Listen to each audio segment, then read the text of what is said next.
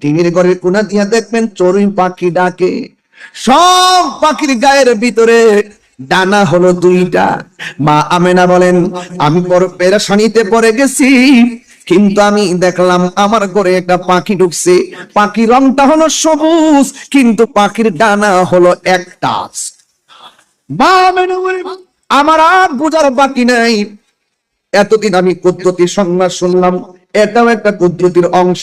মা আমেনা বলেন, যখন দেখলাম সবুজ রঙের পাখি আমার ঘরের ভিতরে ঢুকছে, শুধু শুনতেছি নবী আসতেছি, আবার সবুজ রঙের পাখি ঢুকছে, দেখলাম পাখির একটা ডানা দিয়া আমার গায়ের মধ্যে স্পর্শ করেছে। স্পর্শ করতে দেরি আমার গায়ের জ্বালা পানি হইয়া গেছে। জ্বালাটা মনের জ্বালা। সুবহানাল্লাহ জোরে করে করুন। আমার শরীরের ভিতরে অস্থির অস্থির লাগছে, কিন্তু আমার মনের জ্বালা শেষ হয় নাই। ইন টাইমে আমি দেখলাম উপর থেকে একটা পেয়ালা আসছে, পেয়ালার মধ্যে হলো শরবত আমার সামনে হাজির হয়েছে। এই শরবতটা যখন আমি পান করেছি, আমার সব পেরেশানি দূর হয়ে গেছে। চোখটা বন্ধ কইরা আল্লাহর কাছে শুকরিয়া তান দুইটা হাত বাড়াইলাম, যেমন আমরাও শুকরিয়া তান দোয়া করি। কথা কোন ঠিক না বেডি? ও আল্লাহ, একা একা এত পেরেশানিতে পড়ে গেছিলাম, পাখি এসে গায়ে স্পর্শ করলো, আমার স্পর্শ করার সাথে সাথে আমার পেরেশানি দূর হয়ে গেল। হে আল্লাহ, ওই শরবত পান করার পর আমার মনের জ্বালা দূর হয়ে গেল। চোখটা বন্ধ কইরা দুইটা হাত তুলে শুকরিয়া আদায় কইরা মাসেজ করলেন। যেই মাত্র চোখটা খুলছে, মা আমেনা বলেন, আমি দেখলাম আসমানের মধ্যে যে তারকাগুলো ছিল, এই যে ঝাড়বাতি লাগাইছেন, দলিল খুঁজা পায় না, এই যে ঝাড়বাতি লাগাইছেন, আমার আল্লাহ কিন্তু আসমানটারে ঝাড়বাতি দিয়া সাজাইছে। আর জোরে কোনা সুবহানাল্লাহ।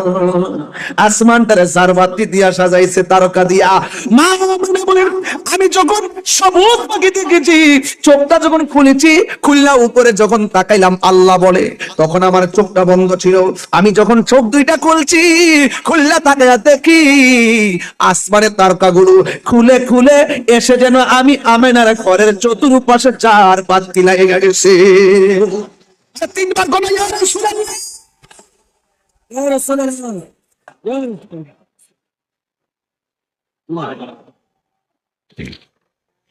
ইয়া রাসূলুল্লাহ, ইয়া গাউসা।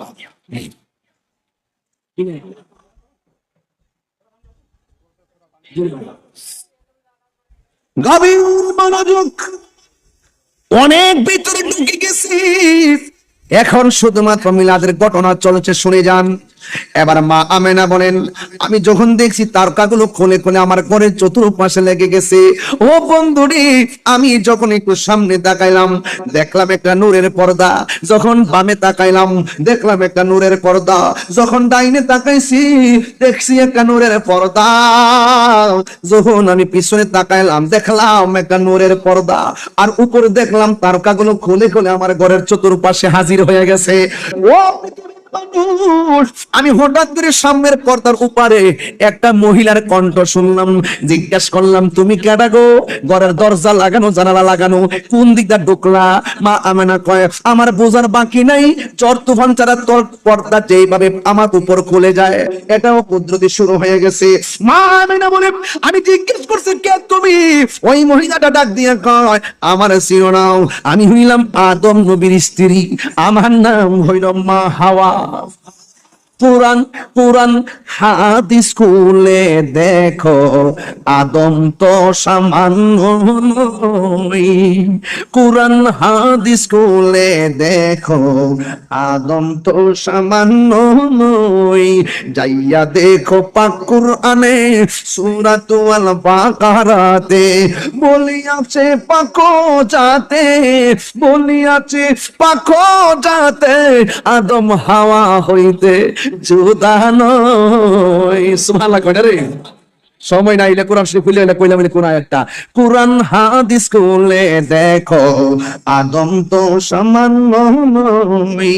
যাইয়া দেখো পাক কুরআনে, আমার হুজুর বসা, সূরাতুল মায়েদাতে 15 নম্বর আয়াত।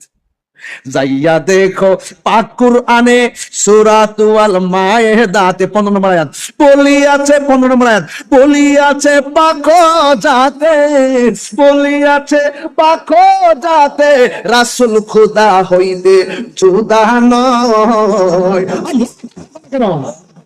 পুরান হাদিস খুলে দেখো আদম তো সামান্য নয়, পুরান হাদিস খুলে দেখো আদম তো সামান্য নয়। আন জাবির ইবনে আব্দুল্লাহ আল-আনসারী রাদিয়াল্লাহু তাআলা আনহু কুলতু ইয়া রাসূলুল্লাহ আবি আনতা ওয়া উম্মি আখবিরনি আন আউয়ালি শাইইন খালাকাল্লাহু তাআলা ক্বাবলা আল-আশিয়া। ক্বালা ইয়া জাবির ইন্নাল্লাহা তাআলা ক্বাবলা আল-খাশকাল। ক্বালা ইয়া জাবির ইন্নাল্লাহা তাআলা খালাকা ক্বাবলা আল-আশিয়া নূরান নাবিকা মিন নূরিহি ফাজাআলা যালিকা নূরু ইয়াদুরু বিল কুদরতি হাইসু শা আল্লাহু তাআলা ওয়া লাম ইয়াকুন ফি যালিকাল ওয়াক্তি লাহুন ওয়ালা কলামুন ওয়ালা সামাউন ওয়ালা আরদুন ওয়ালা জিন্নুন ওয়ালা মালাকুন।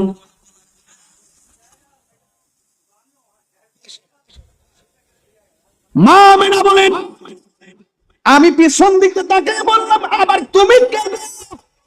কয় আমার চিনো না, আমি হইলাম হাজেরা। জোরে কন্যা সুবহানাল্লাহ। ডাইনে তাকাইলাম কে গো তুমি? আমার নাম হলো আসিয়া। এরপরে তাকাইলাম কে গো তুমি? আমার নাম হলো মরিয়ম। চারটা মহিলার আল্লাহ চয়েস করে পাঠাইছে। এই ব্যাপারে যদি আমার কোন মা প্রেগন্যান্সির ব্যথায় যদি কান্দে, দাইমা দৌড়ায় আসে, পাশের পাশের মহিলা আসে। গত পরশুদিন আমার স্নেহাস্পদ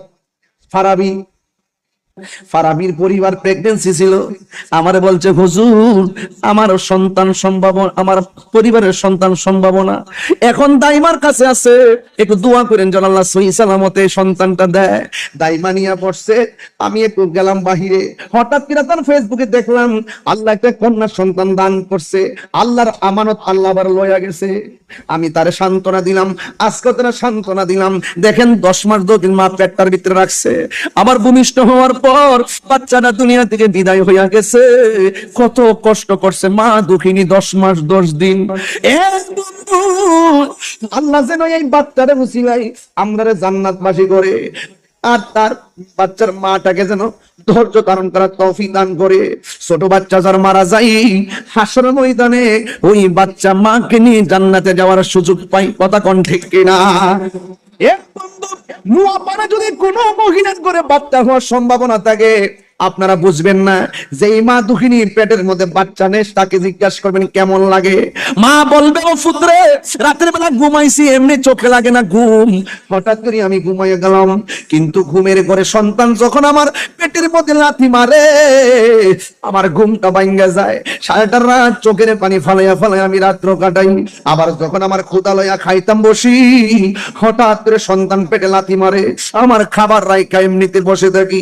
একদিন না দুই দিন না, দিন রাত মা কত কষ্ট করে, এমন ভাবে মা দুঃখিনী কষ্ট করে। আর নোয়াপাড়া মার জিজ্ঞাসা করে সন্তান পেটে নেওয়া কেমন? মা ডাক দিয়া বলে ও তাহির রে, সন্তান ভূমিষ্ঠের সময় যখন কলিজাটা ফাঁকারে লাথি মারে মনে হয় যেন দুনিয়া থেকে বিদায় হয়ে যায়।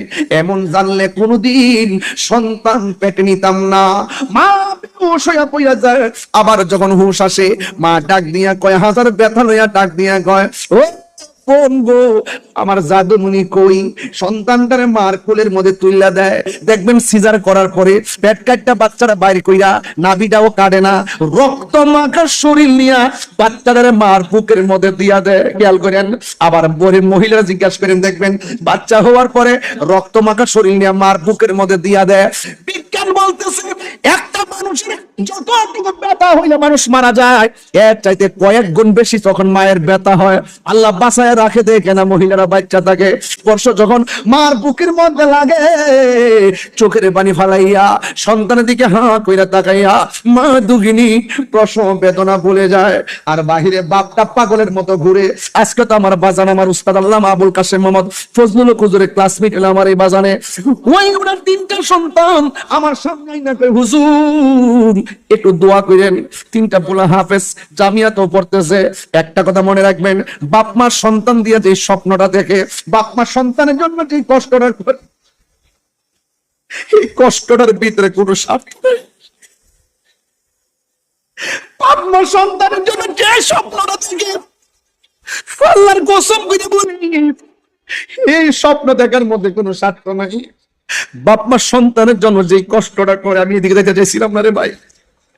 আমি যত বোঝাইতে চাইতেছি, এখানে প্রত্যেকটা পোলাপান বাপ মার কথা বলার সাথে সাথে চোখের পানি সাইডা দিচ্ছে, এরা পাগল।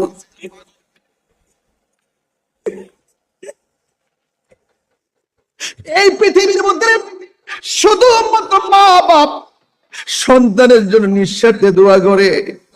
সন্তান এসএসসি পাস করলে মা গর্ব করে কয় আমার ফুলাই এসএসসি পর্যন্ত পড়াবো, ফাজল পর্যন্ত পড়াবো, কামিল পর্যন্ত পড়াবো।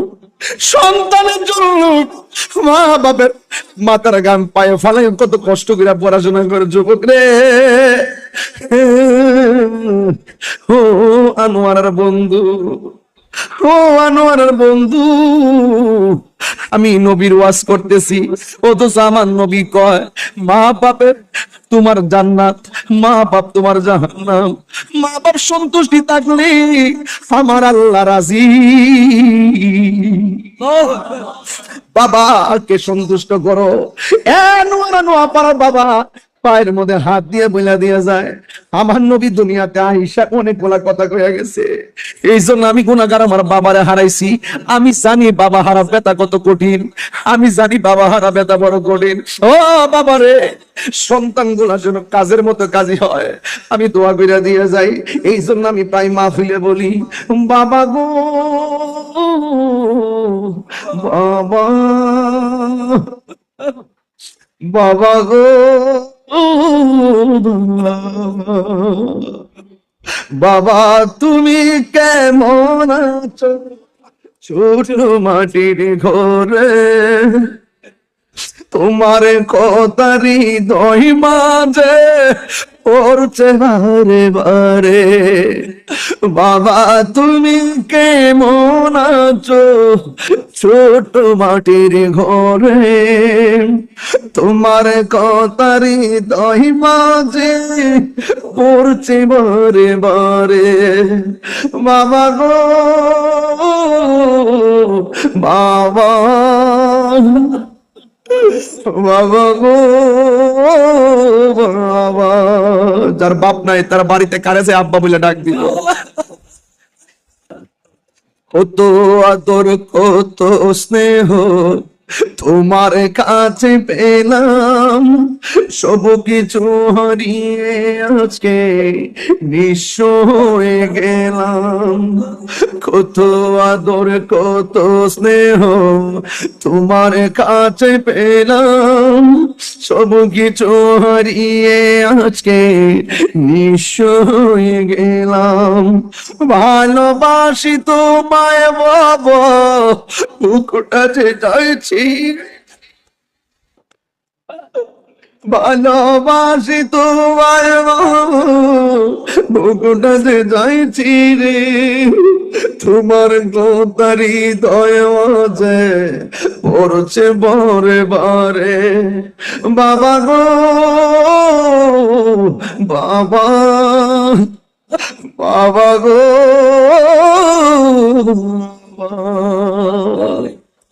দরজাটা খুলতে খেয়ে যায় দোকান, বাবা বুঝি বলছে এলে নাকি খুকা। আল্লাহ টাকা পয়সা দিছে বহুত, বাপটা নাই, টাকা পয়সা দিছে বহুত, অনেকের মা নাই। দরজাটা খুলতে খেয়ে যায় দোকান, মা বুঝি বলছে এলে নাকি খুকা।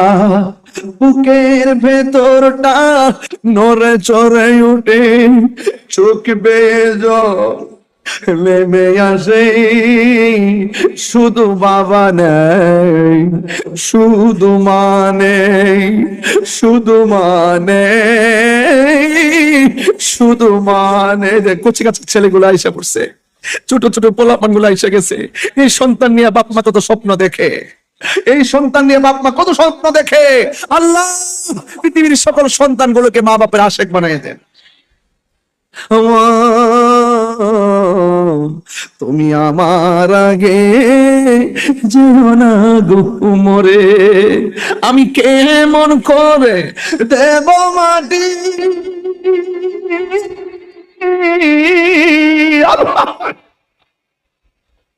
আমি কেমন করে দেব মাটি তোমারি কবরে আমার, তুমি আমার আগে যেও না গো মরে। মা তুমি আমার আগে যেও না গো মরে। পৃথিবীর কেউ কাঁদলে চোখের পানি মুছে দেয় না। মা গো তোমার মতো লই না কেহ আমায় কোলে টানি, আঁচল দিয়ে মুছে নাকি, আঁচল দিয়ে মুছে নাকি আমার চোখের। হাইরে মজো এ কটর ফিলে দেন না, আজকে কবরস্থানে কবর জানালা কবর আজাদ জানালা মাফ করে দে, আমিন তো না গেলে গা। হাইরে মজননী আমার, হাইরে মজো মাগো তোমার মতো লই না কেউ আমায় কোলে টানি, আঁচল দিয়ে মোচে নাকি, আঁচল দিয়ে মুছে নাকি আমার চোখের পানি। হাইরে মজননী আমার, হাইরে মজননী আমার, হাইরে মজননী।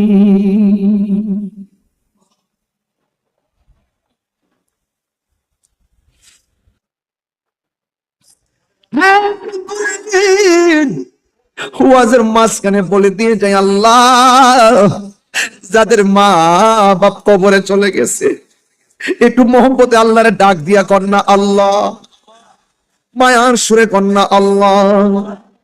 প্রাণের মুর্শিদ প্রেমের মুর্শিদ আমার, প্রেমের মুর্শিদ প্রেমের মুর্শিদ, শ্রীকুটের মোহন গোসে জামান, শ্রীকুটের গোসে জামান, প্রেমের মুর্শিদ প্রেমের মুর্শিদ আমার, প্রেমের মুর্শিদ প্রাণের মুর্শিদ। জোরে জোরে কি আল্লাহু আকবার বলা যাবে না? একটা বার তাকায় দেখেন প্রত্যেকটা মানুষের চোখের পানি ছলছল করতেছে। হঠাৎ করে মাঠটা ঠান্ডা হয়ে গেছে, মার কথা মনে হয়ে গেছে, বাবার কথা মনে হয়ে গেছে। আল্লাহ গো যাদের আব্বা আম্মা বেঁচে আছে মিলাদ নবীর উসিলাই ওই আব্বা আম্মাকে নে খায়া দান করে দিও। যাবি অন্ধকার কবরে শুয়ে আছে গো আমার নূরের নবীর উসিলাই ওই মা বাবার কবরে নূরের বাতি জ্বালায়া দিও। জোরে জোরে কন্যা আমিন।